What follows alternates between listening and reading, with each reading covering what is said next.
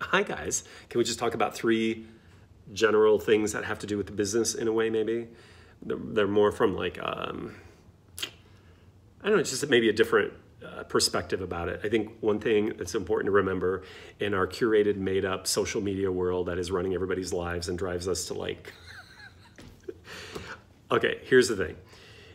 If you're in the business, whatever business you're in, I could even say it that way, like, you know, Instagram, the social medias, they find a way to curate the things that you want to see based on what you look at, right? What the algorithm is set at. And I think in show business, a lot of times, I'm talking about a lot, especially about younger actors who are starting out, maybe they're constantly comparing and despairing because on their feed, they're seeing people who have broken through, which is exciting and also really can be totally inspiring.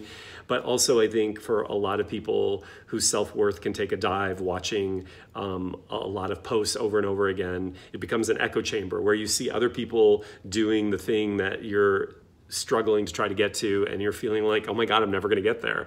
And then every day somebody else is like, yeah, you know, and so that can be really hard. And I just want people to remember it's an echo chamber, right? And it kind of keeps you in your own bubble. So I don't know, you wanna maybe try to expand your network so that you're not just stuck looking at the compare and despairism of our business. Because it can make you feel not always great about yourself, right? We also have to remember it's all like all curated, and so the presentation of it looks so much more glamorous than what it really is. So you're doing fine wherever you are, just don't compare and despair. Secondly, kind of speaking about the business, you know, I was thinking the other day, I've been living here for 25 years. You like my shirt, by the way? Wait, can you see it? Will Power, get it? Shakespeare, Will. Okay, anyway, Power. All right. And I started thinking, you know, I've gone through periods about the business, I think like we all have, where we're like, this freaking business. And then I started thinking, well, it's not fair to Hollywood to clump it and lump it all together, because Hollywood itself is just a city. It's just a location. It's a destination. It's a place. It's got palm trees and really cool cafes, and we can go hiking up Runyon Canyon. It's got so much to offer besides the business. And I think it's important that we start separating the business from our locale, from the city in which we've chosen to live, because sometimes our frustrations with the business, I can only speak for myself, start to bleed into, I hate Hollywood. But Hollywood is neutral. Hollywood is like less than neutral. Again, it's like, you know, sunset and palm trees, and I'm looking outside, there's palm trees. You know what I mean? It's neutral. So I don't know, I think you might find that you're gonna have maybe a more appreciative, grateful relationship with the city that you live in when you can, I don't know, release it from the burdens of it having to also carry the weight of it being Hollywood. Is that possible? And then the last thing, I know this sounds so simple. Anybody who's on any kind of meditative, spiritual practice, you know, I was thinking, but also because it's in my book, and I don't mean to plug my new book, but there you have it. This one is not for resale.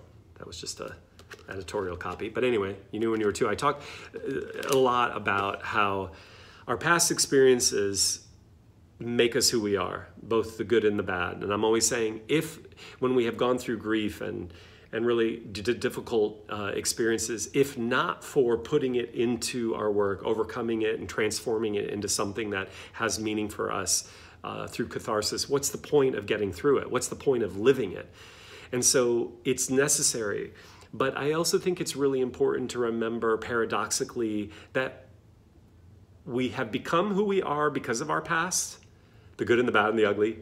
But we also, paradoxically, every time we wake up anew. So we're not our past.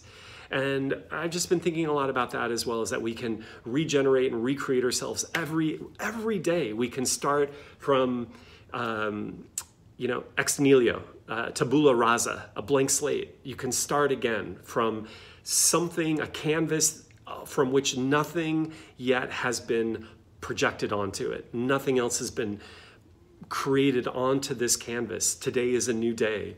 And the more you can maybe wipe yourself clean and start from this new, reinvigorating, like, well, of course I can start with the only thing I'm ever gonna have, now. just right now.